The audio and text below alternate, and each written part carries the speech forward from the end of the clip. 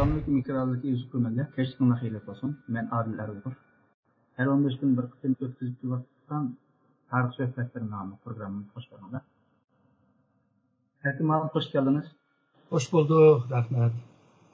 İkinci kürmelde biz bugünkü programımızın okşayışla kumlağa izahat kılışqa tirişimiz. Hem Allah'a ma'lum bolgandek bu Xitayla yoki Xitoy hükümeti biz Uyg'urlarniki medeniyet kimligi, coğrafiya kimligi, etnik kimligi, ulus kimligi yoki milliy kimligini ta'birlagan vaqtida bizning dunyo ko'z qarashi va zihniyatiga asosan ta'birlashtirishadi. Biz shuni hammamiz aniq bilamizki, Xitoyning bu zihniy jamiyatda ishg'oliyatniki, zulm qilishniki, adolatsizlikniki, shunaqla boshqalarni tuvan ko'rish va boshqalarni assimilya qilishninki bir zihniyatniki mas'ul ekanligi aniq va bashqo'llik qilgan. O'xshashda bu hukmlar ichida, ya'ni bizni rayonimizni yoki madaniyat kimligimizni yoki jo'g'rafiyalik kimligimizni ta'birlash uchun ishlatayotgan Xitoyning bunday atalg'ular bor. Masalan, Shiyu, ya'ni G'arbiy rayon yoki G'arbiy yurt, yaqin zamon tarixi qaraydigan bo'lsak, Şinjan. Bu hükümlerin hem ülkenin ben biraz burun deb o'tganimda ishg'oliyat inki bir mas'uliyat, ishg'oliyat zihniyatining bir mas'uliyat deb qarashga bo'ldi.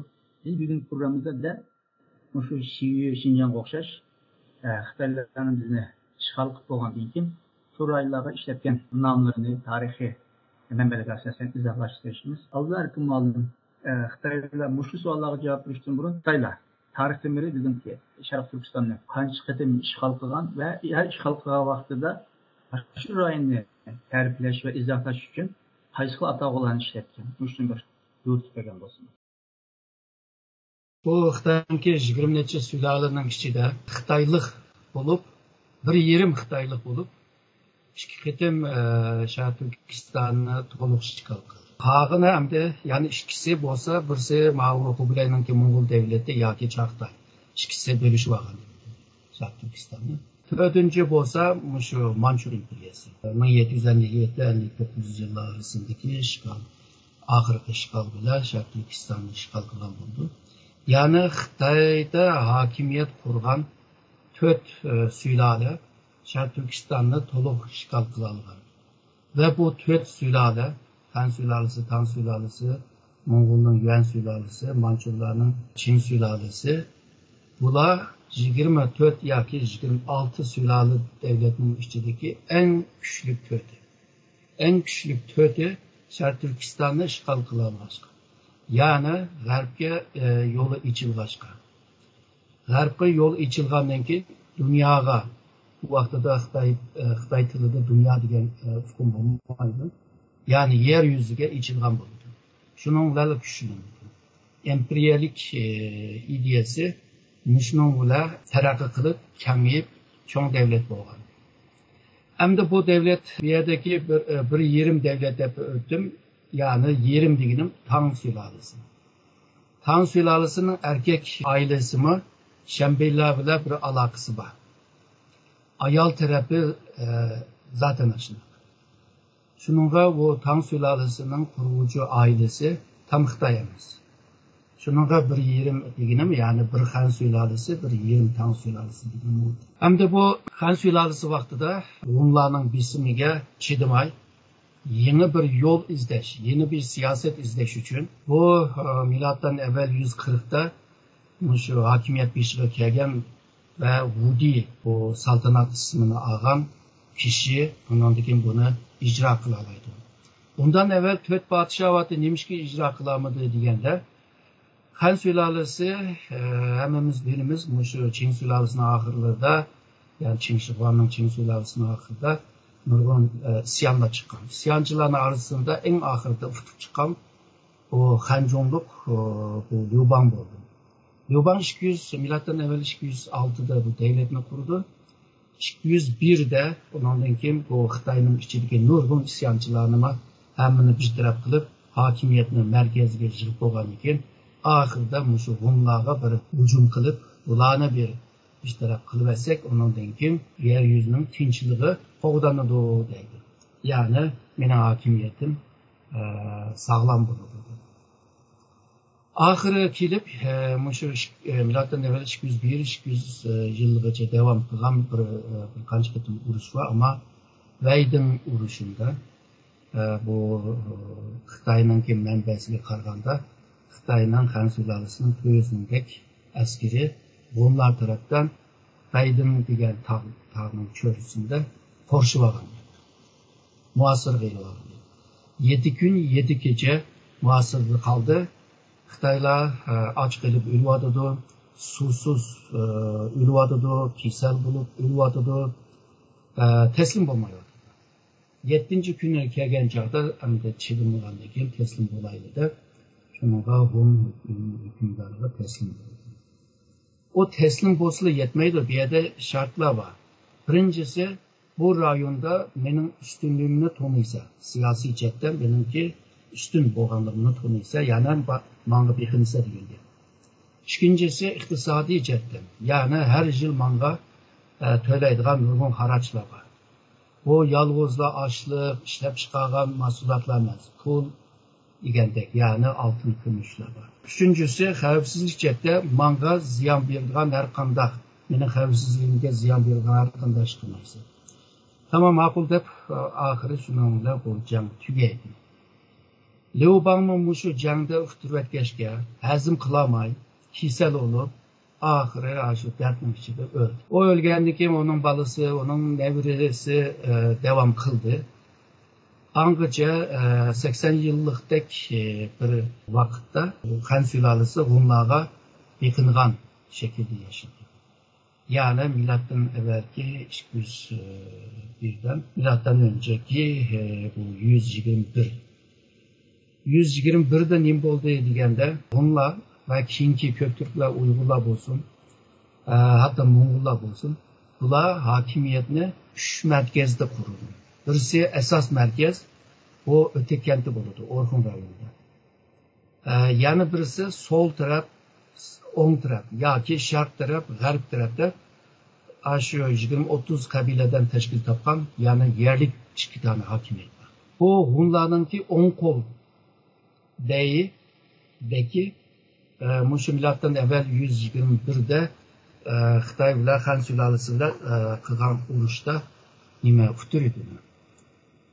Shunga milatdan avval 121 140 milatdan avval 140 da nim bo'ldi deganda Abaman degan Xanvudi nimga keldi-da, hokimiyat beshga keldi. Kelgandan keyin o cho'ng onasining Rum podshosi tarafdan tushirib qilgan yozgan xatlar bor. Aniqli jangni uxtamay, jangni uxtirayotgachga uningki bir bisimi bor. Xitoy buni siyosiy nomus deb ko'rdi. Shuningga Rumlarni mag'lub qilgan chog'da biz nomusimizni pokizladik deb atashning sababi mana shu. Mushu tarbiya bilan cho'ng bo'lgan, angacha bundan avvalgi 4 podshomi nurg'un iqtisodiy jihatdan tayyorliklarni qilib bergan. O'zininki vaqtlardami, ya'ni mushu kuchni markazga yig'ilgan, nurg'un bog'langan bekliklarning huquqini markazga yig'gan. Undan keyin Changdomay harbiy kuchini kuchlantirgan.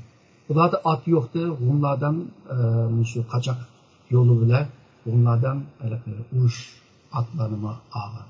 Ya'ni bir tayyorlik bor edi. Shuningga bu milatdan avval 139'da, ya'ni hokimiyat beshga kelib bir yildan keyin bu Rumni qanday hal qilamiz? Bevos urushsak yana cho'ng dadasininki oqibati uchraydi. Onun qarab bu o'ng qo'lini kesish strategiyasi degan bir strategiyani o'tirdi. Bu nima deganda, ya'ni Sharq Turkiston, O'rta Osiyoda Rumlarga bog'langan bir rayonni o'ziga beqindirish. Shuning bilan Rumlarninki o'ng qo'lini kesgan bo'ladi. Bu o'ng qo'l, so'ng qo'lninki Xitoyga qarta nima qanday bir strategiya bisim bo'ldi desa, misolga men qo'lim bilan ishorat qilay, ma bu markaz bo'lsa, o'tekan bo'lsa, ma 2 qanot bor. Bu 2 qanot bilan birlikda uningdagi Xitoyni mushu chambarning ichiga oladi. Xitoyning qilgan ishi mushu chambarlarningki birini sundirish. Şundağandan keyin ondan keyin Assamga to'xtaydi. Bu bir Cingizxonning vaqtida misalga Cingizxon dedi Xitoyga kirmay turib O'rta Osiyoning ilishini sababining birisi shu.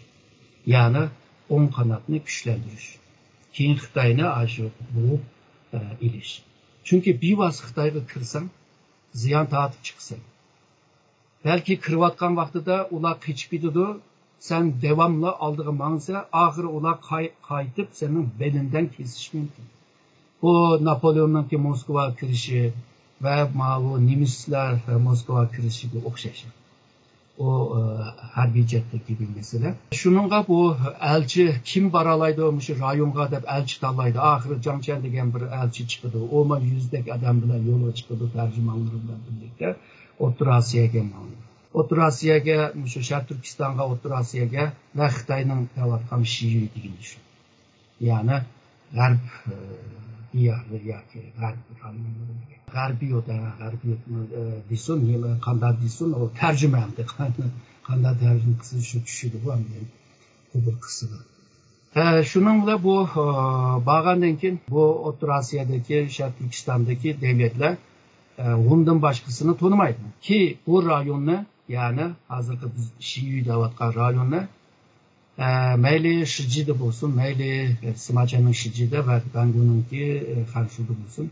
Ularda hammasida aniq yiziqlar. Şiyi Hunlarning yeridir. Ve atılgan vaqtida Hun Shiyisi deb ataydi. Hunning yeri demekçi. Wusunning Shiyisi yoki Shiyi Wusun. Shiyidagi Wusun devleti. Yani Xitoyning emas degan. Bağlandan keyin o rayondagilar Xitoyni pek to'nib ketmaydi. Keyin ondan keyin bu berib hikoyalarni hammamiz bilamiz deyishni hojat yo'q. Hech ish qilmay qaytib keldi. Ama rayon hakkında ma'lumotlarni tepdi. Bugünkü tabir bilan bu stratejik ma'lumot. Yani bir rayonni alaman desang, o rayon hakkında çok ma'lumotun bo'lishi lozim. O milatdan evvelki yıllarda texmi muhimda. Şunun bilan bu u yerga berish qiyinki, bu Hunlar yo'lni to'sib oldi-ki, onundan mushu Sichuandan janub tarafdan minib Hindistondan O'rta Osiyoga borsak bo'ldi-ki, yo'lga minib Sichuan borgan chog'dalar bundan keyin bulanchilar, talanchilar bulib olgan. Qaytib. Ahiri şunun bilan bu Abayman degan milatdan evvel 121'de Han sülalesi birinci ketim. Bunlara karşı bunlarınki on kol beyliğini mağlup kılgandan kim bekle. Bunundaki yol içildi. Ve Canchen 3. ketim bir kildi. Şunun bile bu rayon, yani Sharq Turkiston, O'rta Osiyo bu rayon, bunlar ve Xitoyning talışıdığan bir rayonga aylandı. Ve uzun yıllardan uruşup sokuşup Xitoy bir kirsa, Hunlar bir qo'g'laydi. Hunlarni bir qo'g'lasa, keyin yani bu yerliklar isyon chiqarib Xitoyni qo'g'laydi. Ashunda nihoyatda murakkab bir davr. Ahiri bu milatdan avvalgi 60 yilda Xitoy Han sulolasi Sharq Turkistonni qo'lga tushirdi ve bu yerda Shiyi nomida bir garnizon qurdi. Bir harbiy punktini. Ama bu uzun kalmadı. Yani 60 yıl bulmayla bu rayondaki isyanlar, onlarınki hücum kılışı ve bu Han sülalesinin merkezde hakimiyetinin özgürlüğüyle, yani Wang Mang'ınki harbiy bile hakimiyetini özgürlüğü emez de, yani bir vaz hakimiyetke iyi bo'lgandan keyin bu yerda Wang Mang'ınki bir hakimiyeti kuruldu. Şu aralıkta bu Sharq Turkiston ve O'rta Osiyo yeni Hunlarni qo'lga tushdi. Hunlar yani o'zininki rayoniga ko'rgashga bizning rayonni biz o'zimiz aldık. Keyin bu milatdan keyingi 25 yildan itibaren bu Sharqiy Han sulolasi davlati kuruldu. Bu sulole shu oldingi g'arbiy Han sulolasi yani g'arbga ichilishi lozim. Ama G'arbga Sharq Turkistonga 3 ketim kirdi, 3 ketim qo'llandi. Bunun bir kısmı tabii Hunlar qo'llandi, bir kısmı da Sharq Turkiston yerlik hakimiyeti qo'llandi. Çünkü bu Xitoylarninki shu vaqtda Sharq Turkistonda qilgan nurg'un zulmlar var. Yani isyon qoldirganchilik, ana yomonlikni qilgan. Onundan keyin Xitoy bu Sharq Turkistonda O'rta Osiyoga pek kirmedi. Belki bazı vaqtlarda Qumul degan yerlarni, Zhangye, Wuwei degan yerlarni egallab, bu Yangguan degan yerlar, Jiayuguan degan yerlarga ega bo'lsa, ammo to'liq Sharq Turkistonga ega bo'lolmadi. İkinci qitim ishg'ol bo'lsa, Tang sulolasi bilan boshlangan. Tang sulolasi 630da yine Mao Köktürklerine hakimiyetini qilgandan keyin boshda Qumulni tahdid qilib o'ziga bog'ladi. 639da ondan keyin Turpanga hujum qildi. Bu rayonga hujum qilishninki ma'nosi nima deganda, O'rta Osiyo Sharq Turkistondagi ba'zi davlatlar Tang sulolasiga xaraj akilib, Tang sulolasininki hakimiyetini, siyosiy ustunligini tonish uchun kelmoqchi, sen yolunu to'sab, sen ularning mollariga boj qo'yib, ashuna qiynading. Ya'ni mening ustunligimni to'nimading deb hujum qildi. 641da Bayjida Yanji degan bu qora shaharni oldi. Ondan keyin devamlı shu g'arbga qarab mandi. 651da G'arbiy Ko'ktürk davlatining xohanini qo'lga tushgandan keyin G'arbiy Ko'ktürklarningki hakim bo'lgan toprak Tang sulolasi. Yani 661'de Tang sulolasi bugünkü Cenub Kang O'rta Osiyoda. Yani Cenubi şu Şimali Afganistan, G'arbi şu İran'ınki şarkı, Sasani devletininki şark kısmı. Bu 16 devlette nurgun vilayet ve nahiyelerini kurdu. Gerçi bular kurup qo'ygandan keyin aslında jim turgan ahvol yo'q. Ba'zan isyon chiqib Xitoy boshqaramaydigan holga keldi. Bundan keyin Sharq Turkistonda boshda Turpanda keyin Kuchada garnizon qurgan bular. Bular andan keyin berib ularga hujum qilib, ular bir taraf turib, ondan keyin yani o'ziga beqindirib, mushtaq qilib kelgan. Yani muqim bir şekilde boshqaramagan. Tang sulolasining bu rayondan tamamen chiqib ketishi, bu hammamiz bilgan Talas urushi. 751'deki Talas urushi. Talas urushi hem Arab manbada, hem Xitoy manbada muhim bir urushdek ko'rsatilgan. Ahamiyatini anlatmagan. Bu Wilhelm Bartot birinci qitim bunu o'tirib qo'ydi. Bu urushlar Xitoy tamamen bu yerdan chiqib ketdi. İslamiyet bütün O'rta Osiyodagi bütün dinning ustunligida hakimiyetini kurdu ve İslamlaşma başladı. Türkleşme tizleşti de nurgun ehmiyetini düşürdü. Talas Savaşı'ndan keyin Xitoyning ichida isyon chiqdi. Yani o'shan isyonni bilamiz.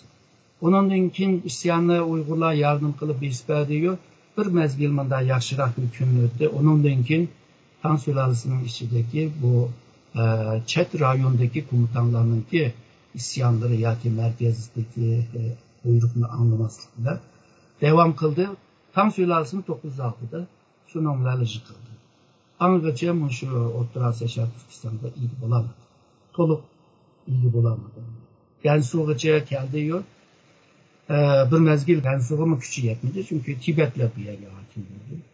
Hatta Tibetler Tang sulolasining paytaxt bo'lgan bu nima Chang'anggacha bu borgan demdi.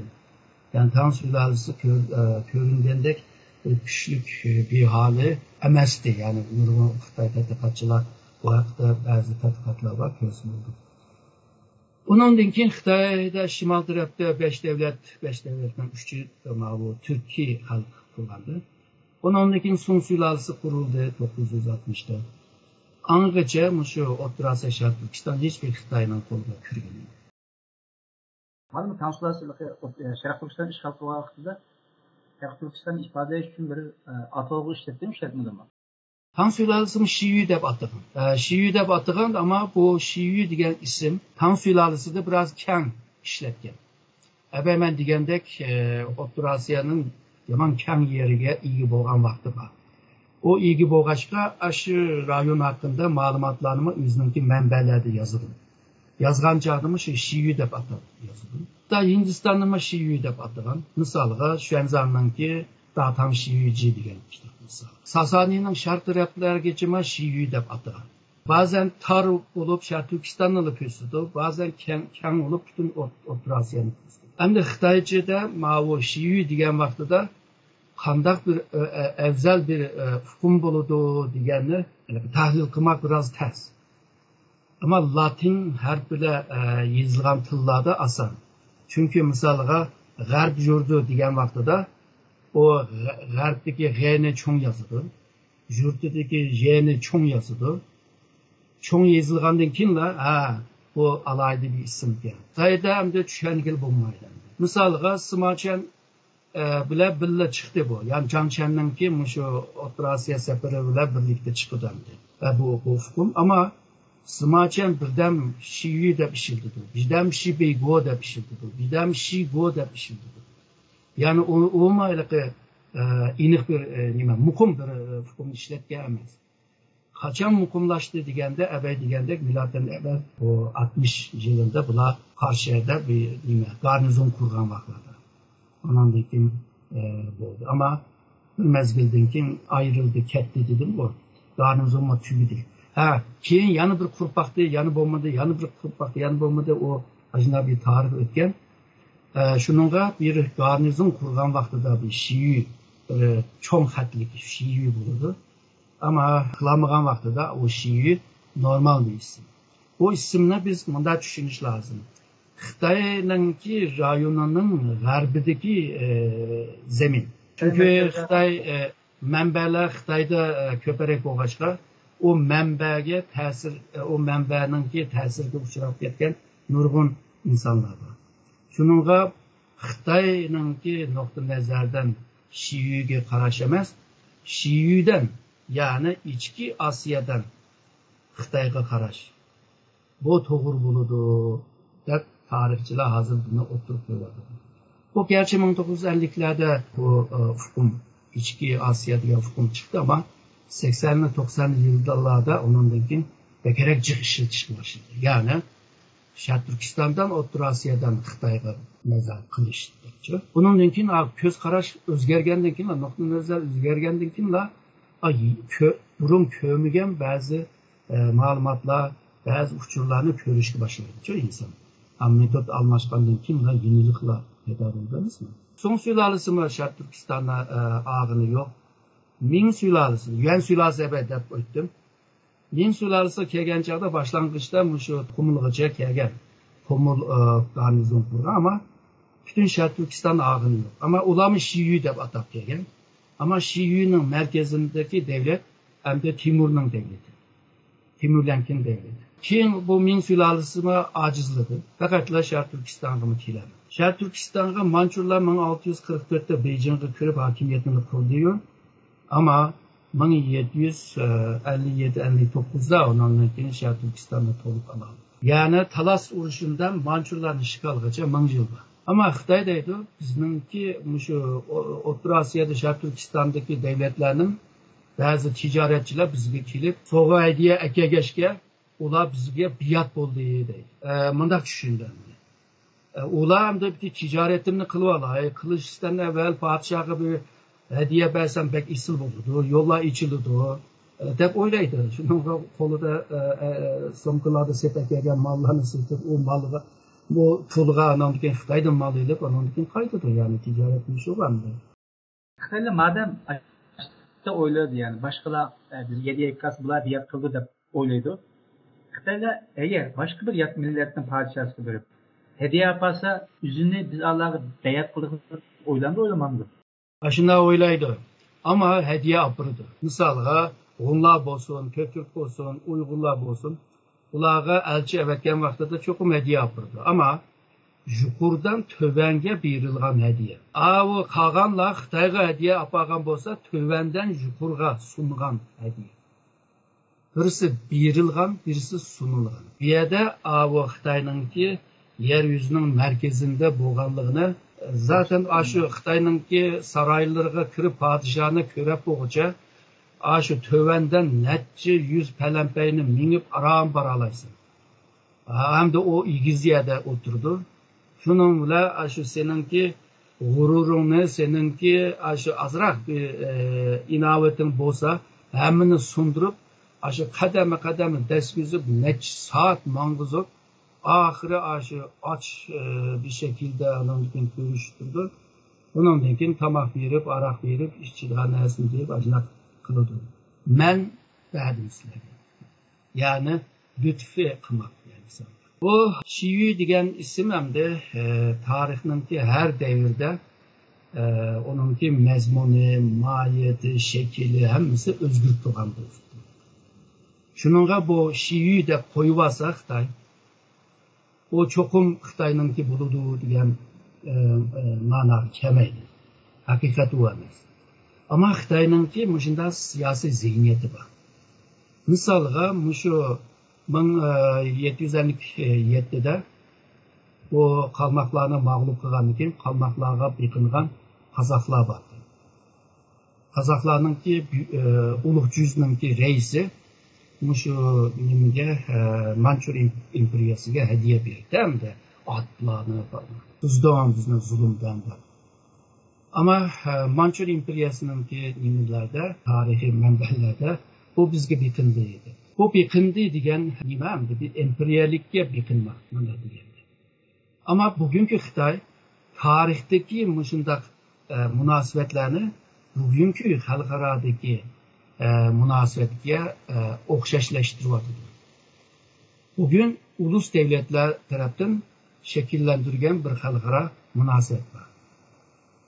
Ve bugünkü devletlerin çigrası iniq, sızıq var. Tarihteki devletlerinki çigrası yok, sızıq yok ama çigra rayon var. Ular hemmisi bir-birisiga o'xshamaydigan hukmlar. Ama Xitoydaydi, sen bana biat qilgandan keyin, menga hediya bergandan keyin sen bana bağlandın. Bugün var, şu Xitoy tatqız bo'lgan topraklarning ichida Qozog'istonmi, sizda emasmi? Şu Balqash ko'lgacha sizda var. Bu da bu Japon bilan Senkaku degan Yoyudoni talashdi bu. O hamda tarixda Xitoy ashaga bir hokimiyat qurib boqqan emas. Ama Xitoyning bilig'chilari ashaga berib damilib tikan. Ve u yerga ism qo'yib tikan. Yoyudoni. Bu nima Japonlar 1830'larda u yerni hokimiyat ostiga olgan. Yani idare ostiga olganda. Xitoy deydi, bu senin emas deydi. Japon deydi, nemişki mening emas. Bu bugünkü xalqaro munosabat, xalqaro qonun qargan chaqda bu mening bo'ladi. Xitoy deydi, sen tek yo'q vaqtida bu yerga biz ism bergan, bizning bilig'chi bo'lgan deydi. Bugün Janubiy Xitoy dengizininki rayonlarni mashina deb turadi. Tarixdan beri bizni. Tayvanni ham shunday deydi. Sharq Turkistonni ham shunday, Mo'g'ulistonni shunday. Manchuriyani ham de xitoylashtirib ketdi. Meniki desima hem de bu şunda o'xshaydi deydi. Aslında nima emasda, Tibetmi shunda. Shuningdek bu Xitoy tarixdagi bekin turgan devletlarni bugünkü zamonaviy xalqaro munosabat va xalqaro qonunlarga moslashtirib, o toprakni meniki deb shuna deydigan bir odati bor. Bu Şii degan mushu umumiy Sharq Turkistonga biz Şii deb qo'ygan. Ama men dedim bu Şii bazen tar manada, bazen keng manada, bazen Sharq Turkistonning janub tarafini ko'rsatadi, bazen shimolni ko'rsatadi, bazen O'rta Osiyoni ko'rsatadi. Bir muhim bir yer emas u. Ya'ni Xitoy tilidagi Şii kichik harf bilan yozilgan Şii. Ama hokimiyat qurgan bo'lsa, u vaqtida cho'ng harf bilan yozilgan. Bunda tushunish lozim. Shuningga bu Xitoyninki Sharq Turkistonning to'liq ishg'oli şu Ebemen degandek 4 devletlerde işgal kılıngan buldu. Ama o'xshamaydigan taraflar var. Misalga Tang sülalesi ve Han sülalesi Sharq Turkiston işgal qilgan chaqda Xitoy nüfusunu yutkigan. Yani jinoyatchidan jon boqamagan Xitoylargacha ashaga yo'llagan. Mo'g'ullar Sharq Turkistonni Kubilayning Yuan sülalesi Sharq Turkistonni besib olgan bilan Sharq Turkistonliklarni merkezge apırıp işletken. Xitoy tadqiqotchilarni o'tirib qo'ydi bu. Bütün Yuan sülalesi boyunca 36 Uyg'ur, ataqliq Uyg'ur var. Yani sülale boyunca ataqliq adamların arasında 36'sı Uyg'ur. Onundanki nurgun vilayetler var bu. Vilayetin valileri mi Uyg'ur? Yani Yuan sülalesi bu devletini Uygurlar bilan o'rtoqlashib başvurgan. Şununla bu yan sülası bekindi degan vaqtida ma'nosi boshqa. Misolga ma Turkiyada bir ataqli bir tarixchi o'tgan, ya'ni Bahattin O'gal deydi. Onunki doktora dissertatsiyasi shu ismi Cingizxonningki Uyg'ur mushavirlari deb. Ya'ni Cingizxon ve Moğol devletinin kuruluş jarayonida ni Uyg'urlar mayli bu diplomatdan bo'lsin, maliye işlerden bo'lsin, yazık işlerde bo'lsin, katipçilikte bo'lsin, edebiyatda bo'lsin, qonun shunas bo'lsin, her cihette tabi qo'shgan deb ko'rdi. Endi bu Chelunning podshoh Chelunning bu Sharq Turkistonni ishg'ol qilgan chog'da Sharq Turkiston mushu hali bilan turdi deydi. Bu yerdagi xalqlarningki yaşam turmush shaklini boshqa shakllarning bir qismini almashtirmaymiz deydi. Shu peti qoladi. Eng muhimi bu yerga Xitoy nüfus kirgil bo'lmaydi. Sharq Turkiston. Yani ayrım başvurandı. Mançur imperiyası manda bir düşüncesi var. Mançur imperiyası 5 rayondan teşkil tapan bir imperiya. Yani Xitay, Mançurya, Moğolistan, her iki Moğolistan, Şarkı Türkistan ve Tibet. İmperiyamış nakıldan. Köp ulusluk hakimiyet. Şununla her bir rayonuna bisvagan vaxtıda Mançurca, Xitayca logat, Mançurca, Moğolca logat, Tibetni besvagandan keyin Mançurca, Xitoycha, Mo'ng'ulcha, Tibetcha lug'at, Sharq Turkistonni ishg'ol qilgandan keyin Uyg'urcha, Musulmoncha deydi ular. Uyg'urcha kirdi. Ya'ni benim demoqchi bo'lganim, bu Manchur imperiyasi 5 rayondan tashkil topgan bir hokimiyat bo'lganligini biladi ular. Shuningga 5 rayonning hammasining o'zininki alayitligiga qarab başvurgan deydi. Yani o'zgartgan emas. Endi yana bir qitim ishg'ol vaqtida, yani Zozongtangning ishg'oli vaqtida Manchur imperiyaning kuchi ojizlab, Xitoyliklar kuchinib chiqqan. Xitoyliklar o'zining askerini o'zi boqadi. Zozongtangningki askerlari Hunan askerlari. Shuning askerini sab Hunandan oladi. Davlatdan azroq bir pul berdi-yu, ammo qolgan askerni boqadigan pullarni o'zi topadi. Shaxsiy. Bununki nurgun sebepleri var bunda bu ağlığı kelib qolgan. Hem Manchurning ahırlarda isyonlar ko'payib ketdi, ichki isyon, sirtdagi hujumlar, kuchi yetmedi. O'zininki avuz armiyasi, yani Manchurliklardan tashkil topgan armiya ojizlab ketdi. Bunda bir paytda Sharq Turkiston tekrar ishg'ol qilgan chog'da Xitoyni ishlatgan. Xitoy armiyasi. Xitoy armiyasi Sharq Turkiston kelganda Zozongtangning qilgandek ham jiq narsani o'zgartirdi. Yani Xitoycha uyutishga başladı, Şötang degan narsani ochdi, ondan keyin shu Kunzninki ideyasini uyutadigan nimalarni uyutishga başladı degandek. Yani Xitoylashtirish Zozongtangdan keyin boshlangan ishg'oldan keyin. Undan evvel Manchurda emasdi. Hatta o'zininki Manchuriyani qo'g'diyamadi Xitoyga qarshi. Yani Xitoylar ko'payib ketdi-da. Shuningga bir hokimiyat ojiz qolgan chog'da belki yeni bir yolunu izleş, yoki tashlab qo'yib ketish. Bo'lmasa onunki akıbeti texmi ig'ir oldu. 268 yıl Xitoyni başkurgan, bütün Abraman degan 5 rayonuna başkurgan bir hakimiyet ahiri kelib o'zini yo'qolib ketgan. Malum bu Sharq Turkistonda 1888 ishg'ol qilgan vaqtida 84-yil Şinjan o'zgartdi-ku. Manchular hakimiyetin başkurdu. Bunların tili Manchurcha bo'lib turib, nima Xitoychisini qo'ydi yoki ular devletleri Xitoycha bitti. Bu Manchur devletinde evvel degandek 5 tilni işledi ama en köp işletken til Manchurcha ve Xitoycha. Ama yazılan işler Xitoycha bilan köp yazılğaşqa Xitoy tili chiqaroq ishlatganda, ama Manchurcha bilan yazılgan ma'lumotlarni to'shaq xeli jiq bor. Bu Sharq Turkiston bu Chelunning vaqtida Sharq Turkistonni ishg'ol qilgandan keyin bu rayonga Xinjiang deb ism qo'ydi, ama en başta qo'ygan chaqda Xiyu Xinjiang deb qo'ygan. Ya'ni Xiyudagi yangi rayon bunda qo'ygan. Chunki bu Xinjiang degan gap bu nimada Manchurchada bu yangi rayon degan ma'no chiqdi. Birozdan keyin tushundiray. Şununla bu misalga Sichuan'da, Yunnan'da, bu Guizhou'da bazı rayonlarını bu kolga düşergenki üyenimi Şinjan deb atılar. Yani Şinjan yalğızla Şarkı Türkistan'a qartılgan emas. Şivi Şinjan degan gapmi başlangıçta yani 1884gacha kichik harf bilan yozilgan deb tushunsak bo'ldi. Bu Manchurchada aslında ben dedim bu iki tilde asasen iki tilde mağında Moğolca mı yazılıp mağında Tibetçiler bular pek az Uygurca bile mi yazılganlar var pek az hem de. Mesela bu Şinjan'ın Xitaycı Şinjan'ın şu Mançur menbelerde iyice Jejen deb atılgan. Yani iyice degan gap bu yeni degan gapga Chechen degan gap rayon degan gap. Hazırkı misalga Manchurcha İngilizce lug'atga qaraydigan bo'lsak, mushlar yazıqlı. Manchurcha Xitoycha lug'at bor. Buningda ichi Jejen deb o'tadi. Talaffuzlar hammasi o'xshash. Bu Şinjan degan, ya'ni Sharq Turkistonga qartilgan.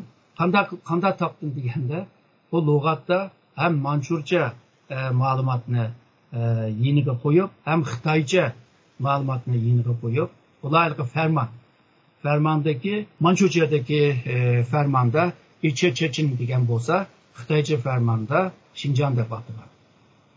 Ama Manchurchada yeni rayon degan gap. Shuningga bu Manchurchadan buni biz tushunish lazım.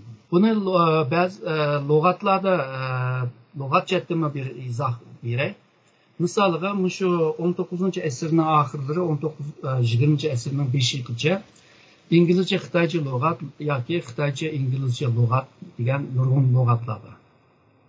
Bu lug'atlarda misolga koloni, ya'ni İngilizchedagi koloni va colonization degan gaplarni Xitoycha qarshiligida nima yozibdi desam, Şinjan deb yozgan. Bu yerdagi Şinjan fuqumdagi atoqlidagi Şinjan emas, ma'nodagi Şinjan, ya'ni yeni zemin. Yani yeni bir suagan, yeni ağan zemin.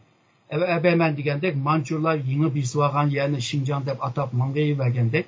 Bu nurgun nimelerde aldığımda bana 4-5 tane lug'at izahları var. Hemmisi şundak köstü Şinjan deb. Zimindi mi deb yazdı tabi. Yani müstemlike deb. Yani manda degen vaqtida İngilizcedeki müstemlike sömürge rayon Xitoychadagi Şinjan. Yani bu 1884'te yazılgan bir lug'at var, İngilizce, Xitoycha lug'at. Bu yerda misalga koloni degan gapga shu Xitoychadagi Shudi var, o beqingan rayon, Shugu beqingan davlat, Şinjan deydi. Yani yeni zemin degandek. Yani bir yerda ondan keyin buni mustamlika rayon deb tushunadi. Yani bu lug'atlarga qaraydigan bo'lsak, shu vaqtdagi insonlarning tushungan Şinjan sömürge bölge. Yani mustamlika bölge. Mustamlika rayon degan. Buni shu vaqtdagi lug'atlarda bek aniq bilgil bo'ldi buni. Buningki boshqa nimalar bor? Misalga yerleşim rayonlar, yerleşken rayonlar degan matnlardami ba'zi lug'atda Şinjan deb yozib o'tdi. Yani demek yeni yerleşken rayonlarning ismi Şinjan. Yeni rayonga yerleşken insanlarmi shu Şinjan ring bo'lganda. Ama bunun yeriga yine Zimindi deb yozildi. Yani mustamlika. Shuningga bu Manchurchada Şinjan degan vaqtida aslında yeni zemin degan gap. Yeni rayon. Xitoychada Şinjan deb tarjim qilib, onun ichini başqacha to'ldirib bizga tushuntiryapti. Misolga ba'zilari bu Zozungtangninki bir gapi bor-ku, bu Shinguyda ko'na to'proq yeniden qaytirib oldi. To'g'ri, bu Zozungtang shunday bir gapni degan. Shu saroyga yozgan xatda bor bu. Bu so'zni yozgan kontekstiga qaraydigan bo'lsak, aslida bu Chenlunninki Sharq Turkistonning bisvagandan beri degan gap. Tarixdan beri emas. Ama bu kontekstda Şinjan degan gapga hech izoh yo'q. Yani düşmanning bizni sıkıştırıp baskan yer bizningki konu toprağımız deydi. Ama bu Şinjan degan gapning izohi emas bu. Ama bugünkü Xitoylar buni Putu Xingui deb chin islagan gap. Aslında bunu tushundirmaydi. Bu boshqacha davlat. Aksicha biz Zozongtangning, Liu Jingtangning shu yozgan raporlari bo'lsin, sarayga yozgan xatlar bo'lsin, u yerdagi ifodani bek aniq ko'rgil bo'ldi. Nima deb yozibdi desam, Gaozong Chanlong'u hamda.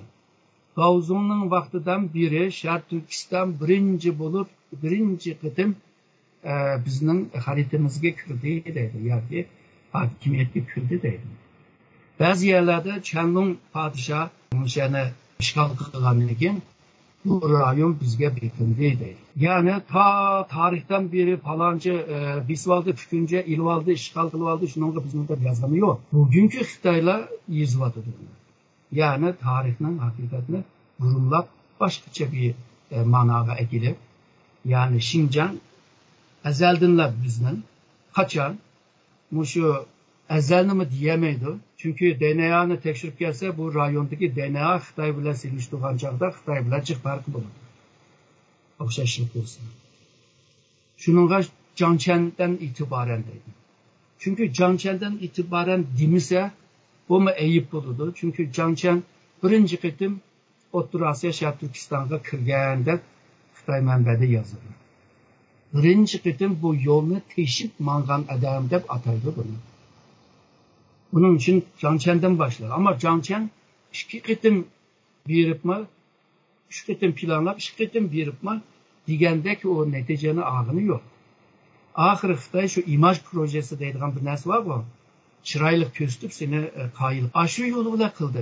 2000 yil evvel, 2000 yildan beri Xitoyning bu siyosati borda hozircha ishlaydi.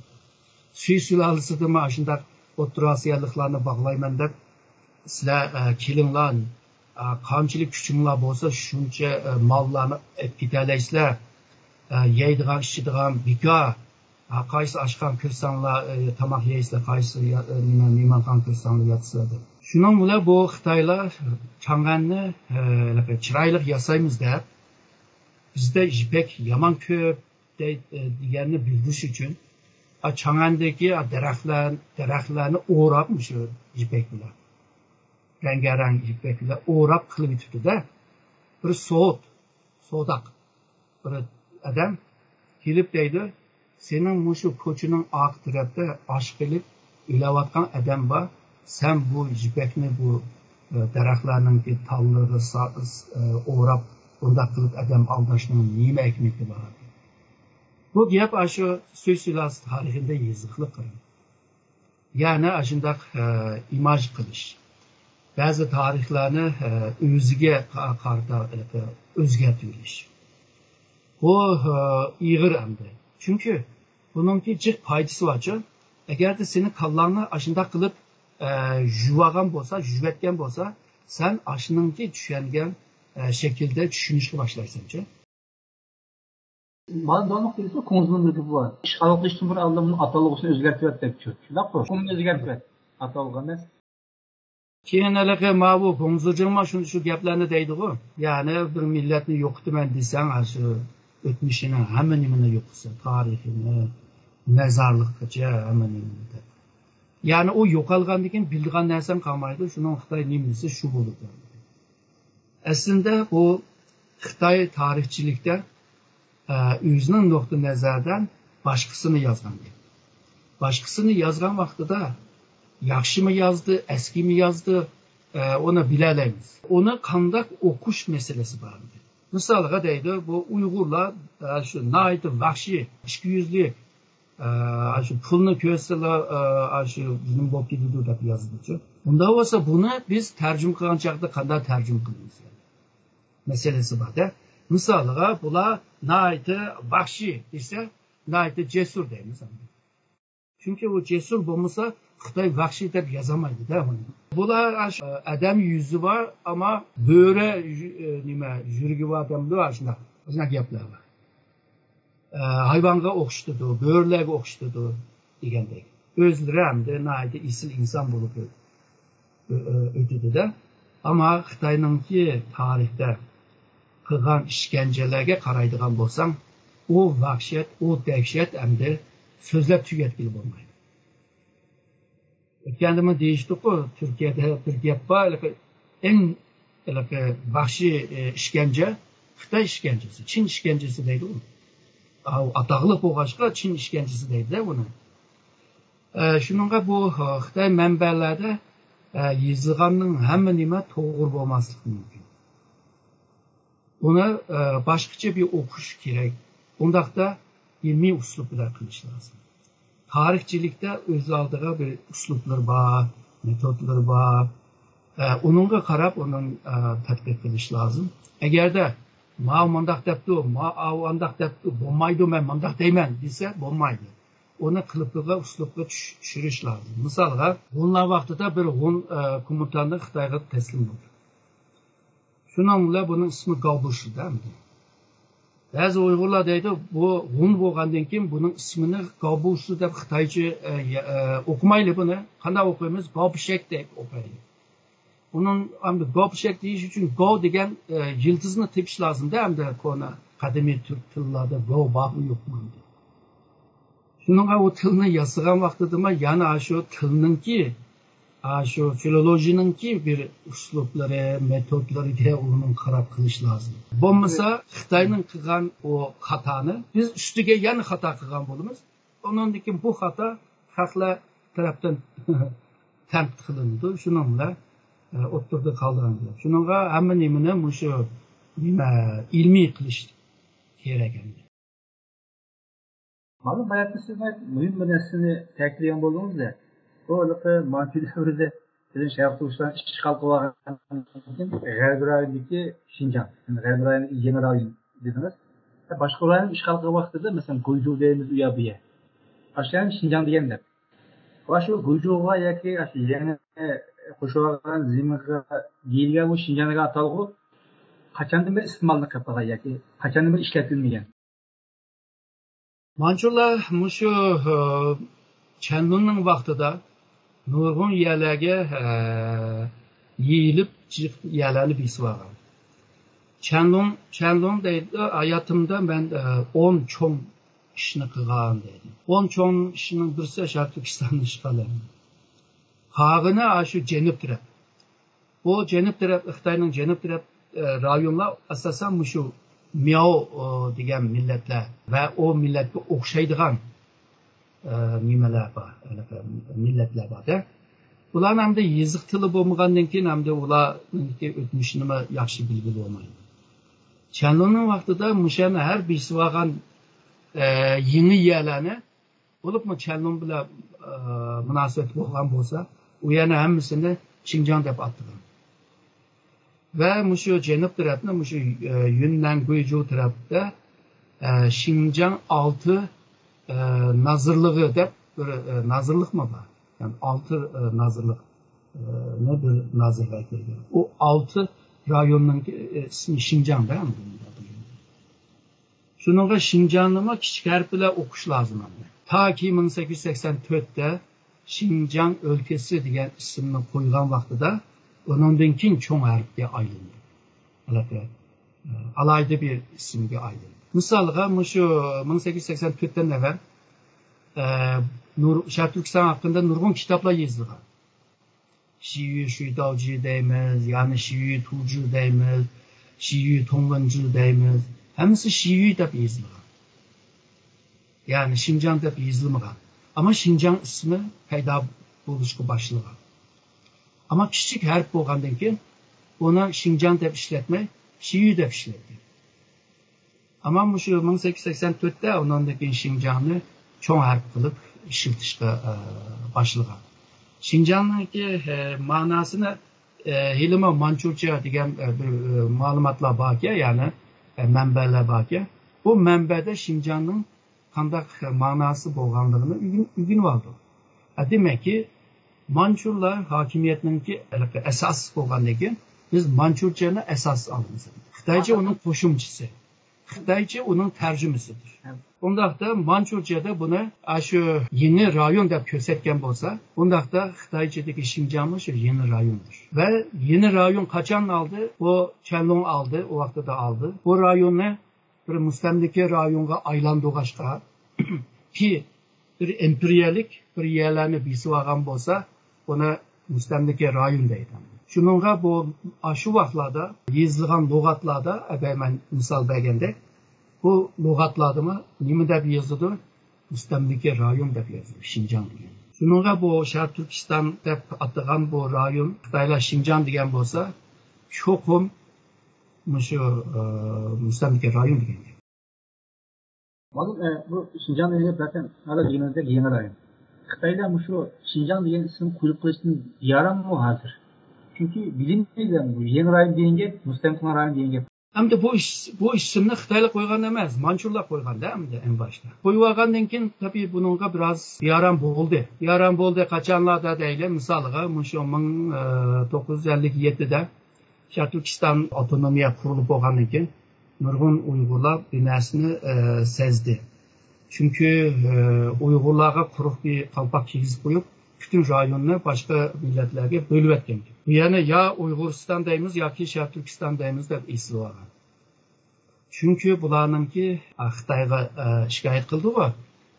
Shikoyatningki asos tayangan nuqtasi Xinjiang degan gap, mustamlika rayon degan gap. Sizlar kommunist bo'lsanglar, marksizmchi bo'lsanglar, sizlar qanday bu mustamlikaga qarshi chiqadigan odamlar bo'lsanglar, nima uchun bu ismni qo'ysizlar degandan keyin Xitoy ashada qiynaldi. Ya'ni qanday qilayli, qanday qilmayli deb oxiri shu Xinjiang Uyg'ur avtonom rayoni deb Xinjiangni yana ishga kirishdi. Misoliga 1946-47 yillarda Sharq Turkistonliklarga shu ism bir mustamlika rayonga qo'yilgan ism, buni biz qabul qilmaymiz deb hem Gomindan'ınki Xalq Kongresi'nde, Xalq Meclisi'nde hem de normal şartlarda, misalga jurnallarda, gazetlerde, yığınlarda hemsini buna tanqid qilib dedi. Shuningla bu 47 yılı Zhang Zhizhong boshqurdi o Sharq Turkistonni vaqtincha.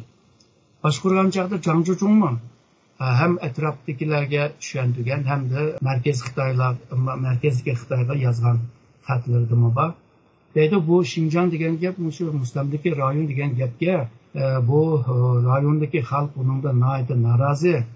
Agarda buningga yaxshi bir ism qo'yib, yangi bir ism qo'ymasak, bumi bir jidalninki sababi bo'ldiki va aram boshqurib elib mangan vaqtida bu bo'lmaydi deb shu gaplarni degan. Misolga Zhang Zhizhong bir ismni taklif qilgan. Xinjiang Shing degan yerga Tianshan Shing deb qo'yaylik. Ama Sharq Turkistonliklar onu olmadı. Ya Sharq Turkiston deyse, yoki Uyg'uriston deyse deb ashuni eslab oldi. Buningga bo'lmadi. Shunga o'xshash Xitoylar buningga yangi bir ism topolmayapti. Aslida bek topqisi bor. Shu 90'lı yillarning beshidimi shu Xitoylar rahatsız bo'ldi. Chunki Barim inqilobidan keyin ularni Sharq Turkiston Cumhuriyetini quramiz deb hem nizamnameleri hem de beyannameleri de yazılı olgandan keyin o mustamlika hakimiyetini yo'qotimiz, qo'llaymiz deb qaqshigandan keyin, bunday qarshi chiqqandan keyin markazdagi Minzovi Yanquy bilan shu Minzo dashadagi odamlar Sharq Turkistonning ismini o'zgartirish uchun nimalar bo'lgan, munozaralar bo'lgan. Ama onun da bir netice çıkmadı. Demek bu Xitayma bu Xinjiang isminden rahatsız. Çünkü hazır değil. BBC Sharq Turkiston hakkında bir haber yazgan olsa, başta BBC'nin stili var. Aşağı kılıp yazıp gelip ahırda bir izah veriyordu. Xitayning Xinjiang degan rayon, bu rayon halkı bunu Sharq Turkiston deydi. Çünkü Sharq Turkistonliklar bu mustamlika rayon deb bundaq to'naydi deydi. Yoki bir xabarda Xinjiang deb yozgan bo'lsa, tirnoq ichib ya Sharq Turkiston deb yozdi, yoki yeni rayon, yeni besilib olgan rayon, yeni mustamlika rayon deb o tırnak içinde yani izah buyurdu. Şunun Şincan dedim çokum şu evvelkimen diyen manalar kilidi. Muzambike rayon, Şark Türkistan'da kiliden. Bunun Xitay bunundan rahatsız ama neymiş için bir katı kollukla özgertemede onu pek düşünmedim yani. İzgürmende erkemalınki yani diğerleri manda bir xulasa qilish oldu. Yani Xitoyniki o siyasi cihetdeki üstünlüğü hükümranlığı tabii halda mana bu bizga nisbatan kelajakdan hukmronlikqa ustunlikni keltirib chiqargan deb hisoblasak bo'ladi. Chunki hukmron bo'lganlik uchun bizni ta'birlashda, bizni sifatlashda, bizni tasvirlashda, bizni izohlash ishlatgan hukmron hammasi amaliyotda biz biraz burun deb o'tganimizda ishg'oliyatniki, assimilyatsiya zihniyatning bir natijasi. Ya'ni erkimal davomli ta'kidlaydi. Biz uchun ishlatgan barliq atalg'i hukmlarni biz cho'qim bir qaytadan savol qo'yib, qaytadan o'yinlab, ular nuqtasini emas, ular qo'yib bergan yoki ular belgilagan doirasini emas, o'zimizningki doirasidan shunday ilmiy nuqtasini tushunsak, yaqin bir reallikni haqiqat topgan bo'lamiz deb o'ylayman.